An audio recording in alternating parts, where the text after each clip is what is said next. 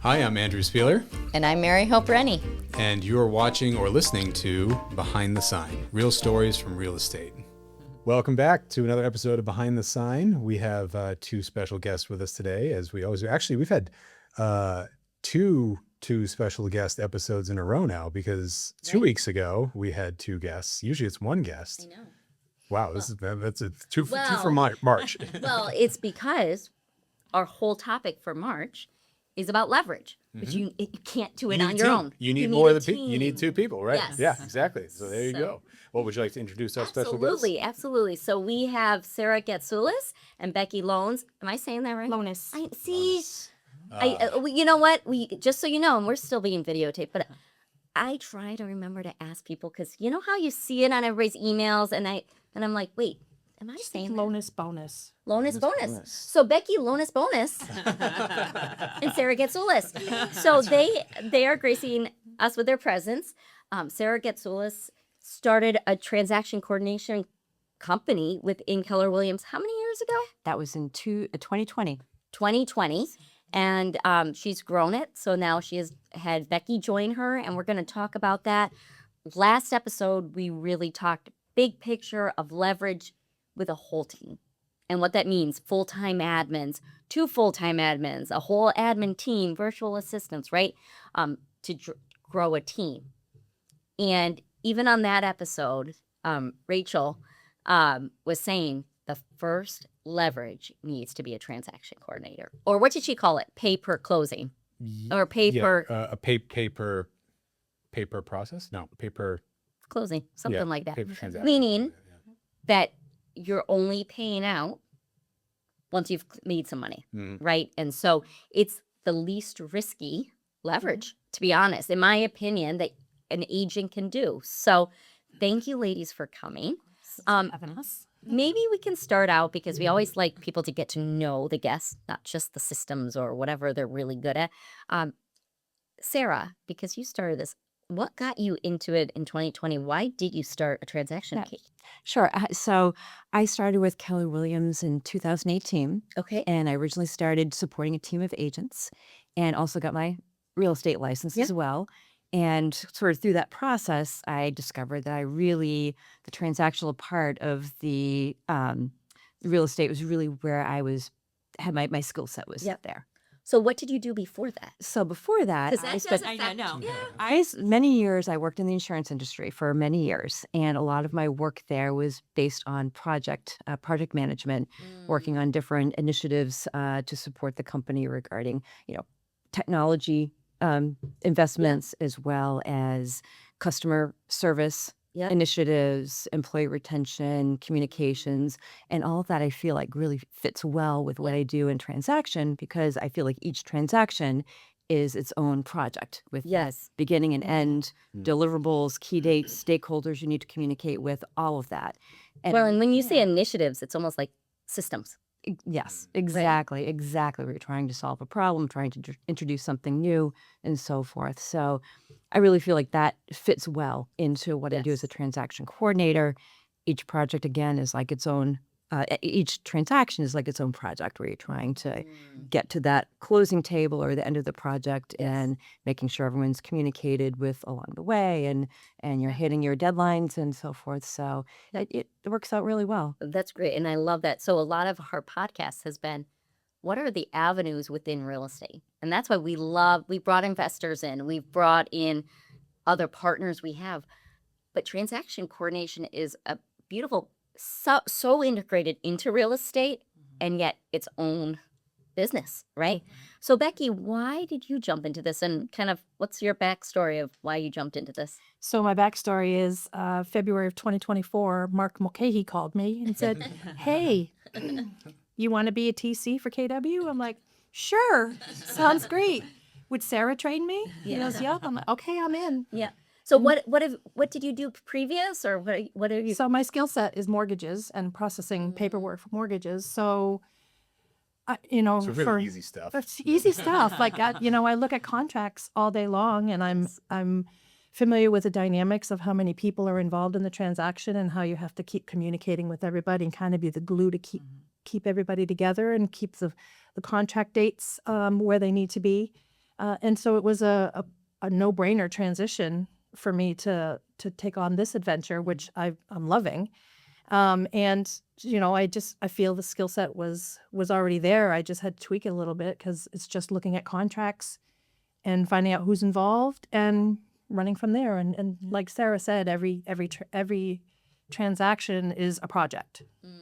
Some are a lot more work than others, and some are easy breezy. So, And you never know. and you never know. That's with real estate.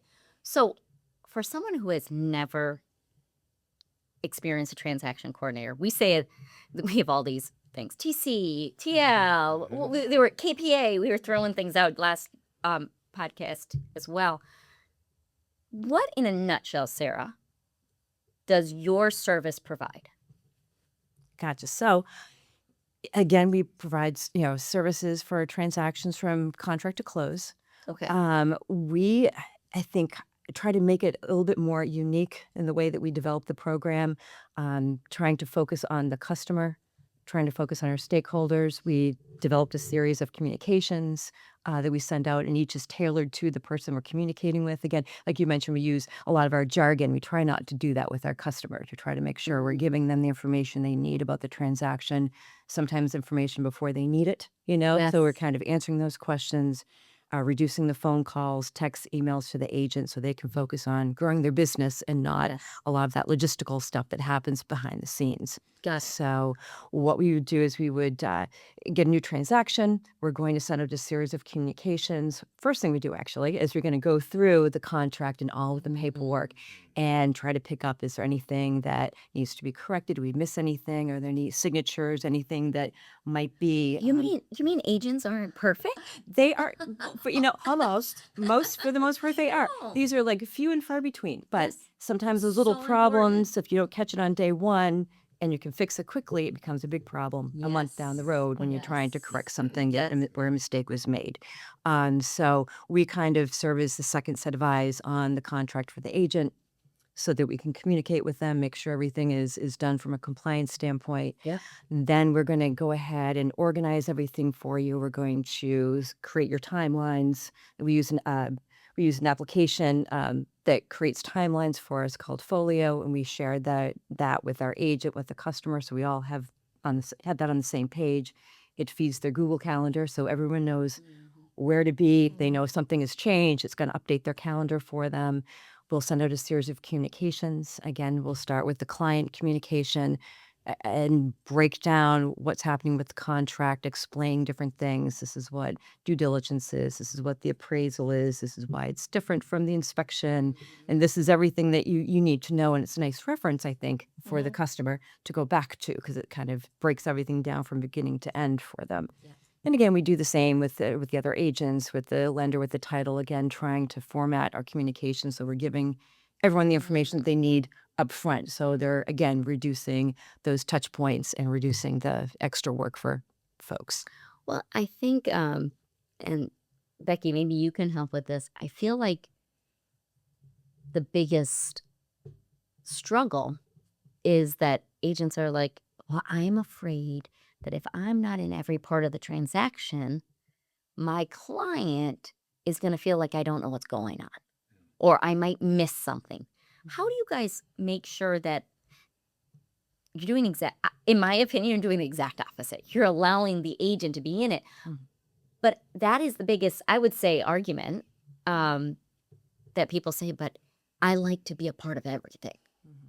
What do you think, Becky?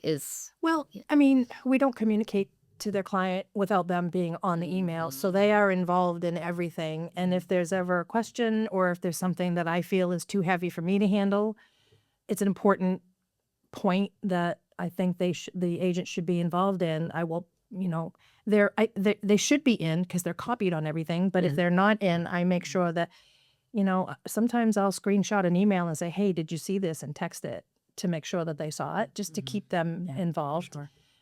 Most agents are pretty involved, and they're just watching after they get used to, yes, after they're used to the process and they're comfortable with us, they will just watch what's happening and then chime in when they need to. And in the beginning, they're watching a lot and sometimes duplicating the effort because they're having a hard time letting go. Wait, Which what is was that word that they have a hard time doing? giving up control. Bingo. But it's understandable because I feel like in this business we're all type A personalities. I am a control freak, and I'm not afraid to admit it. Ask my husband or my kids. But so I empathize with how they're feeling, and so I think in the very beginning of a transaction, when you're first meeting an agent, you really have to give it the extra kid gloves to make sure that they're comfortable because it's their business. In the long run, it's their business, and you want them to be comfortable with us being a part of the team. Yeah. So you're an extension of Exactly. Correct. Yeah. Exactly. Yeah. I feel like the hardest reason that people have a hard time letting go is they feel like they're the only ones that can do it at the level, and they care because they care about their clients, which is a good thing. What would you say that a transaction coordination program, when you hire someone, how can that make that person a better agent? Would you say, like, because of you taking on this stuff, why is that so helpful to an agent? Right? Because they can technically do it, right? Absolutely. I think that we are, taking a lot of that off their plate, so I think that can really help them. And like Becky said, whenever we're communicating, we're always saying it's not like I'm doing things. I'm saying we are doing things. I'm working for the agent. I'm part of their team, Right. and I'm trying to just help with the communications, help make sure that things are being, Yep. I don't think I really answered your question. No, I think you're taking it off their plate. I think giving them their I time do back. think that is the taking their time back. I think so many people feel like it's not going to give them time because they're still involved. But Right. I think, and this is experience, my whole team works with you guys.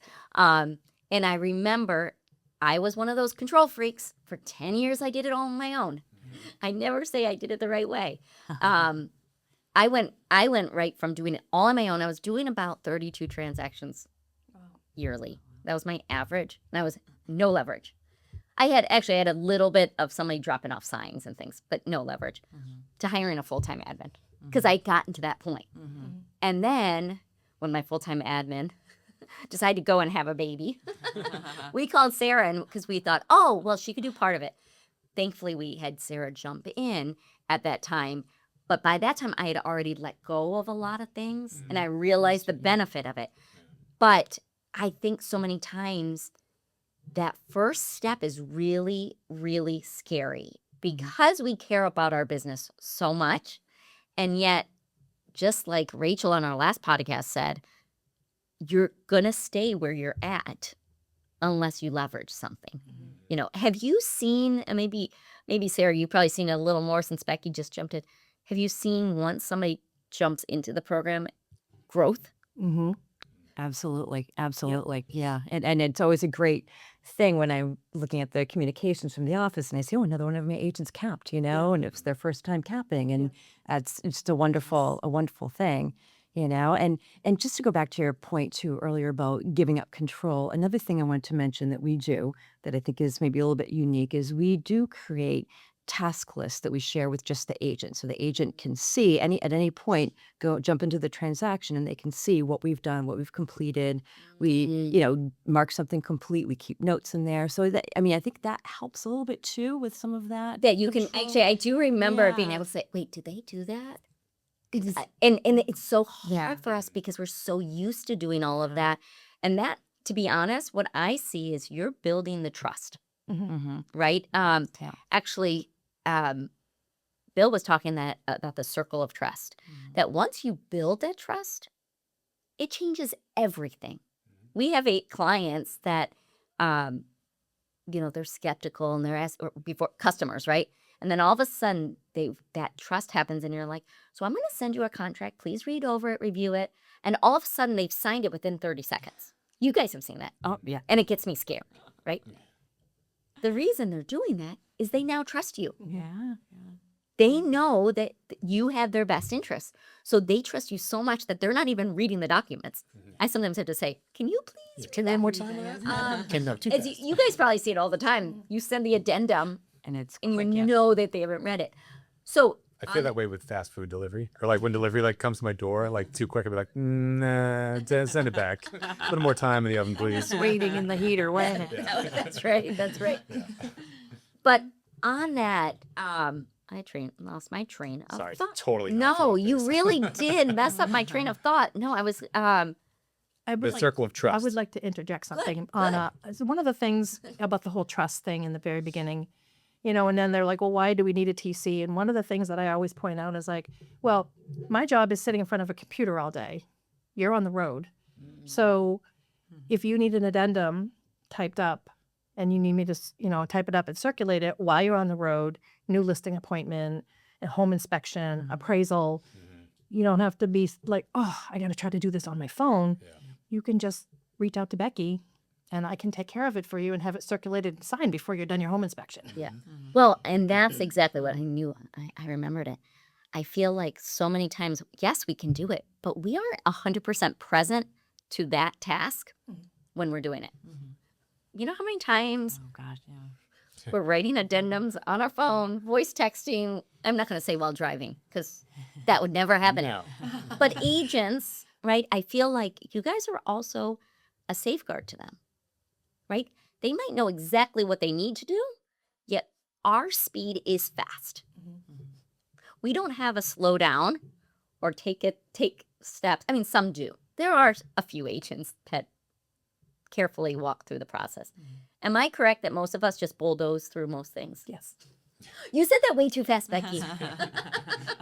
Well, we didn't talk about it on the last episode, but I actually think that what you provide when you're in this point of leverage, whether it's transaction coordinating or admin, right, is you're actually reducing anxiety, right? Because I think there are a lot of agents that get very anxious because they might be really good at the, negotiating process of the job, but they are not very good at the paperwork part of the job. And they know that they're not very good at it, but they feel compelled that they need to be doing it, right? Because of all the other reasons we could list. The clients are going to think that, I'm not doing my job if I'm outsourcing it or, whatever. And so there's all this anxiety that builds up and therefore stress. And then when you're stressed and anxious, you're not going to do as good of a job in any of the things that you are good at or not good at. It compounds over time. So being able to leverage out just takes the stress level down, which brings your focus level up. Right. I mean, I'm sure you experienced that where some agents are like, oh, thank God you did that. And right. They're just like so happy. Well, right. Once you have a signed contract, I mean, that's really just the beginning. Right. In the process of making sure everybody has the contract they need, the vendors, the title company, the mortgage company. Oh my God, I got to schedule the home inspection. And now, here's 3 home inspectors. What time works for you? And then you got to make sure that you make arrangements for the earnest money deposit delivery and how many days do we have to do that, and then there's due diligence. I mean, there's so much more once the contract is signed, and I think that's where it gets scary. Well, and I think we are talking about big money. Right. It sounds The stakes are silly, high. but we represent people in probably the biggest investment of their lives. Absolutely. Yeah. And we are writing contracts and we're not lawyers. We aren't. And yet we're asked to kind of pretend that we are, right? I feel that a transaction coordinator is another level of safeguarding. Like you just said, the first thing, even before sending out that's what a transaction coordinator is good. Before we even do what you've asked us to do, we're going to just make sure we haven't missed anything. Every line has to be filled out, right? And if I know, no matter how good you can be and how good it sounds in your head, it might not show up on paper. And even though you have 2 agents, 2 clients, we can still miss a lot of stuff.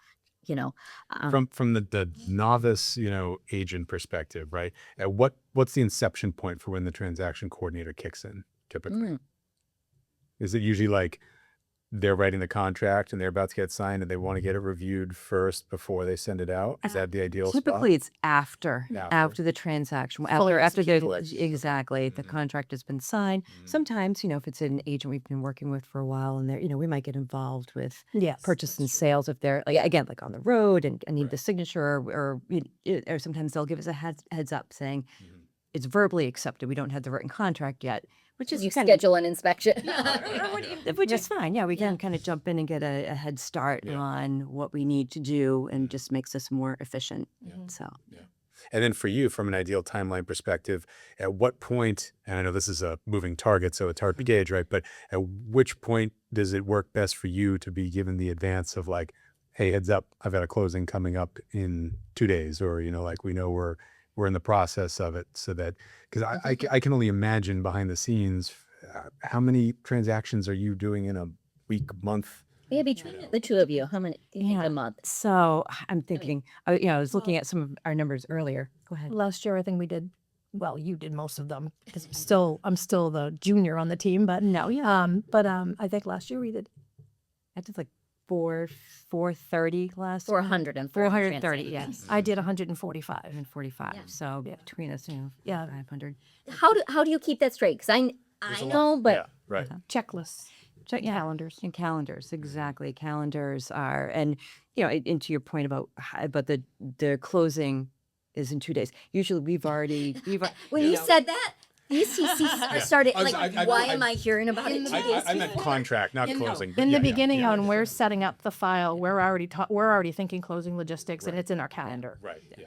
2 weeks before closing, Yeah. we put it in our calendar. Okay, in this transaction, are we ready to start talking about closing logistics? Yeah. Or is there, are we behind a little bit with the lender, and we just keep moving that calendar target until we know we can at least pencil it in?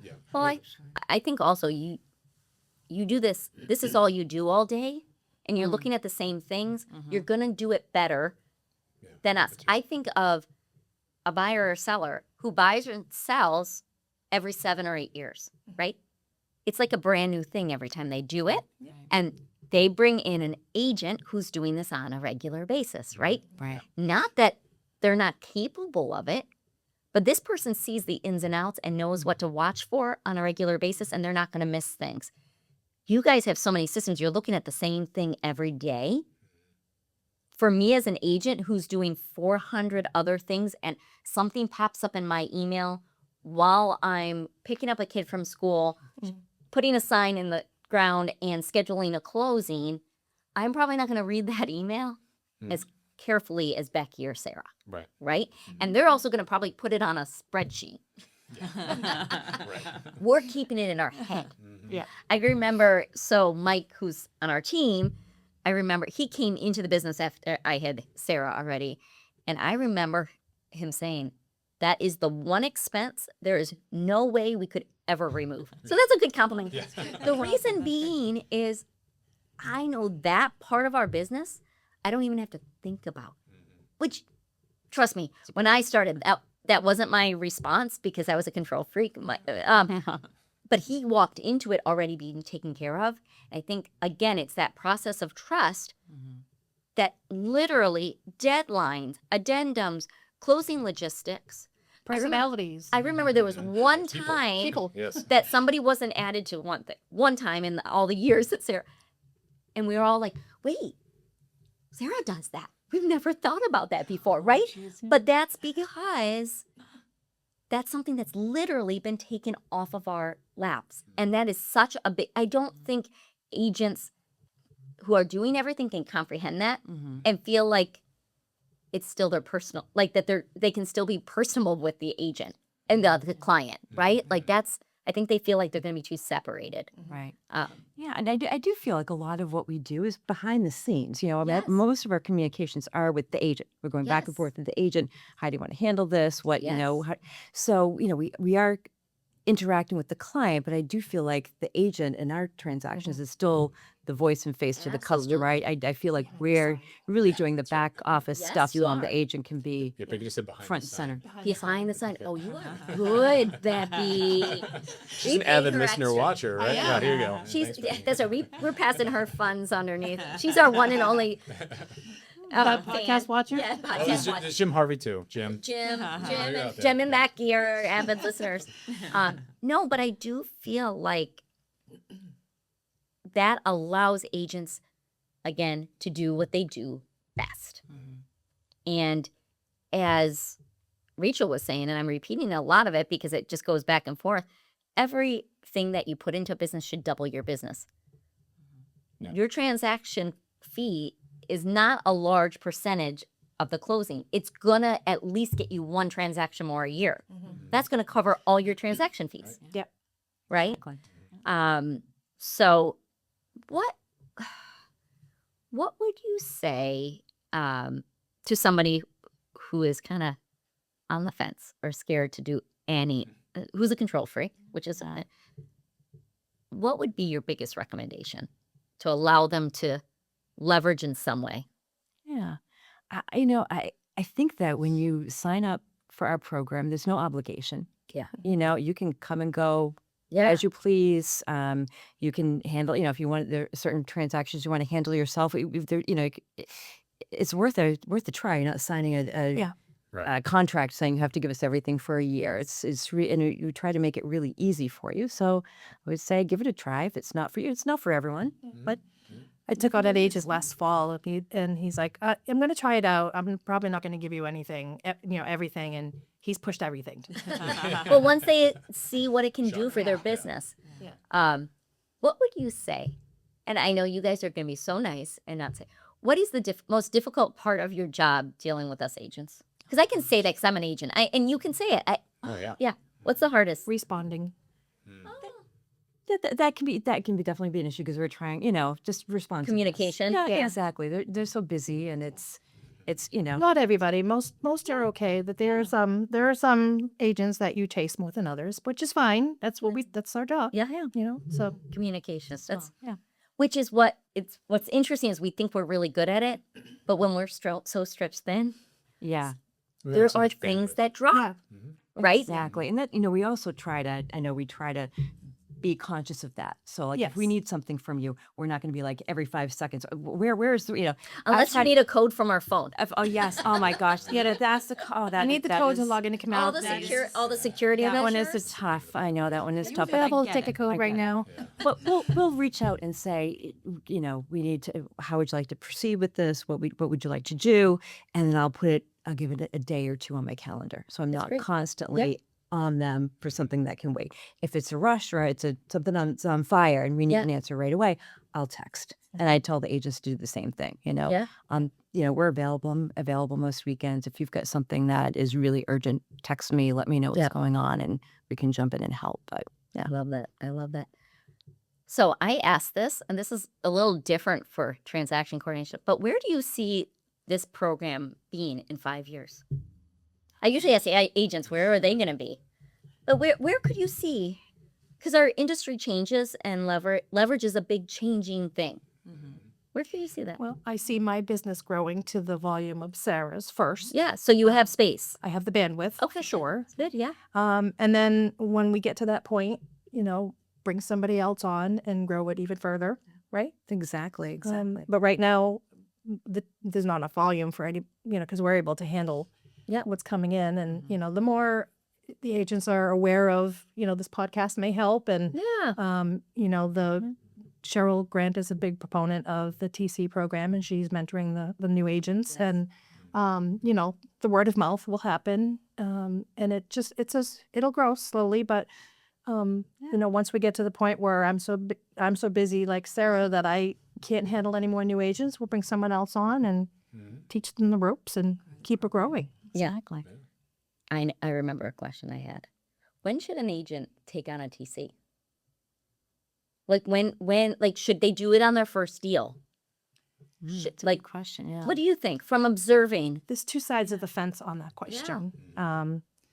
Some people are of the mindset where they should do, the first 4 on their own so they know how to do it. And I understand that.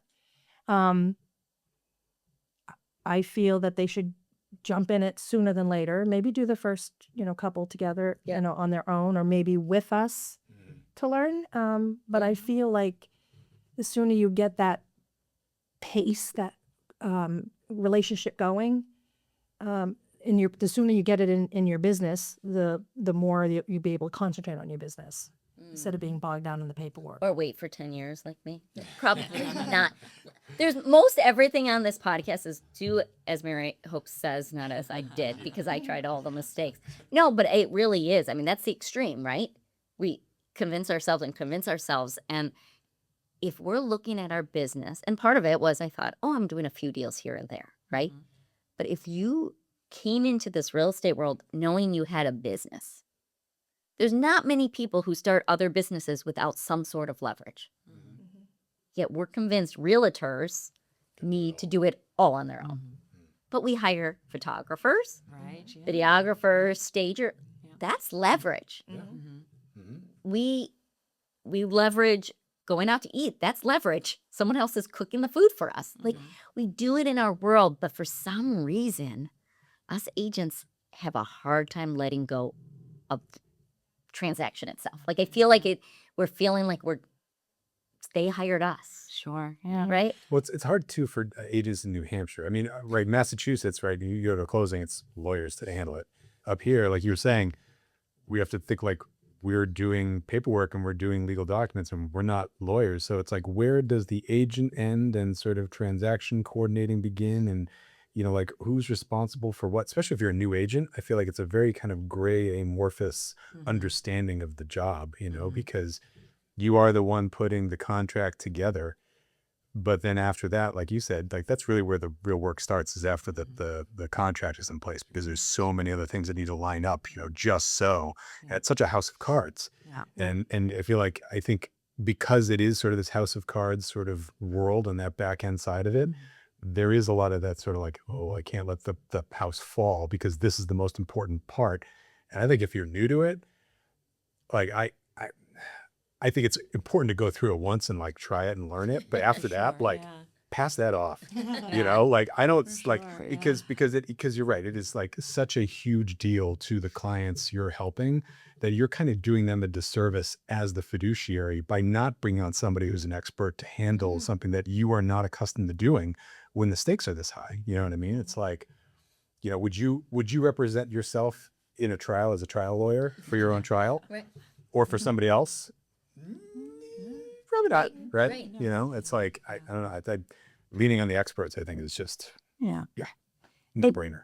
Another thing I wanted to mention too, we talked a little bit about the task lists that we keep for the agents, and those are totally customizable. So everyone has a unique one. So if you're an agent and you follow a certain process step or something that you want us to do in each transaction, adapt. we can customize your list so that we follow that every, along the way.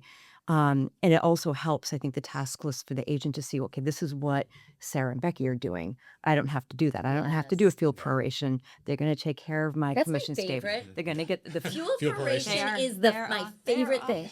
They are. We do the favorite thing that we do. Yes. Sometimes you can be on the phone for 20 minutes trying to get through to a fuel company, and then they're like, That was worth the fee It's- when I yeah. gave that up, just to not deal with the fuel proration. oh my gosh, the fuel proration. Electric company. Exactly. The commission statements, we're going to look at, make sure everything, we, whenever Utility checklist. utility, we talk a lot, we joke, our mantra is, dates and money. That's what we do. The most important thing we do, dates and money, making sure the dates are correct and making sure the money, So here's a question. So an agent brings on a transaction coordinator. What is the agent responsible for still during the transaction coordination process up until the close? That still lands on their plate. That's outside of yours. That's a great question. Some of the things so negotiating home inspection, attending the home inspection, reviewing the list, all of that still, we try to stay in our lane, and in our area of expertise. And that's really what the agent is doing, is handling those negotiations. If there's an issue with loan commitment, maybe we need an extension deadline, those types of things, those are the agent is negotiating and discussing those issues with the other agent, and maybe having conversations with the lender. We're completing the addendums, we're making sure everyone knows, hey, the dates, the appraisal's not in, or the appraisal's been delayed and commitment is in a couple of days. What would we like to do? Would you like an addendum? Would you like me to do, we're kind of offering suggestions, but that those things come down to the agent. Yeah. Any front facing, like it really is. You are communicating with the agent, and then the agent. That's the thing. You're not taking it off your plate in that way. Like you're still responsible. Agenting. You're still taking ownership. You just happen to have someone doing the back legwork for you. And so that's where I think some people think they're taking it completely off their plate, in that they're now out of that transaction. They are actually probably more in that transaction. They're supervising it. And if there is something that there has been miscommunicated, now they are responsible to make sure those communications are correct, verify it, have those communications, and you're actually able to better communicate because you're not thinking of all the background logistics, you know. Exactly. You know, a lot of times an issue will come up and we can present it to our agents saying X, Y, and Z are happening, you know, and kind of summarizing what's going on and how would you like to proceed? What would you like to do? You know, and kind of pulling that together for them, making it a little bit easier for them to make decisions. Yeah. So. Giving them the Reader's Digest version instead of having to read through all the email chain. Yeah. Exactly. Now, do you do child transaction coordinating as well? Is that something you can add to the? Been there. I'm on that. Grandchild. You could do that. So, well, thank you, ladies, for coming. This is really so helpful. I think there's so many ideas about leverage, so many ideas about running a business, and to hear the practical, this is how you do it. Yeah. What would they do if someone's like, where have I been all this time? I need to jump into this. What would be their first step? Send us an email. You know, we're glad to set up calls. We usually kick things off with, and we have some documents and some literature we put together that explains what we do and what the process is. We're happy to jump on the phone and kind of walk people through what the process is and, you know, give us a try. I feel a phone call is the most effective way to start that rapport. For sure. You know, 9 times out of 10, when I hang up with an agent who's like on the fence, they're like, okay, let's give it a shot. Just because of, you know, just the way I present it. And I'm very passionate about it. And I get excited when someone goes on to contract. I was like, congratulations, hooray, let's go. You know, just pick up the phone, give us a call you, and you introduce us, or just call us directly. That's great. That's Happy great. to help. Good. Watch out. Here we go.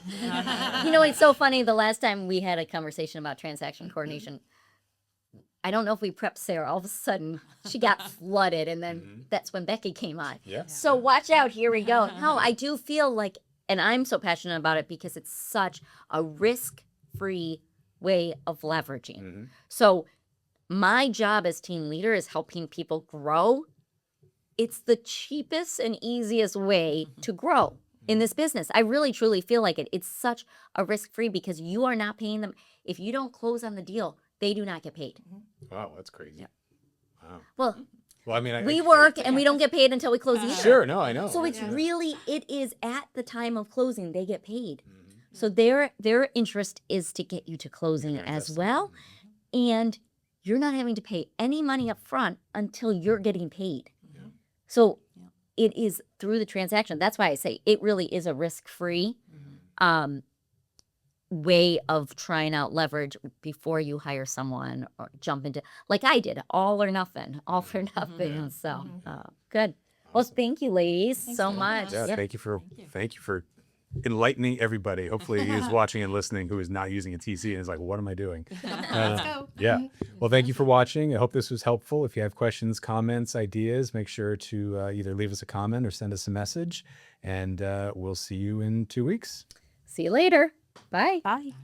Thanks for joining us for another episode of Behind the Sign, Real Stories from Real Estate. We hope you enjoyed today's conversation and gained a little insight into the world behind those for sale signs. Today's episode was brought to you by Keller Williams Realty Metropolitan, proudly serving New Hampshire, Vermont, Maine, and Massachusetts. A special thank you to our agents, leadership, and partners at KW Metro for their continued support. And thanks to you, our amazing listeners and viewers. Be sure to like, share, and subscribe so you never miss an episode. Leave us a review or comment. We love hearing your feedback, and it helps more people discover the show. And if you have a real estate story you'd like to share or a question you want answered on a future episode, reach out to us at metro.kw.com or find us on Instagram, handle @KWMetroNH. Until next time, we'll see you Behind the Sign.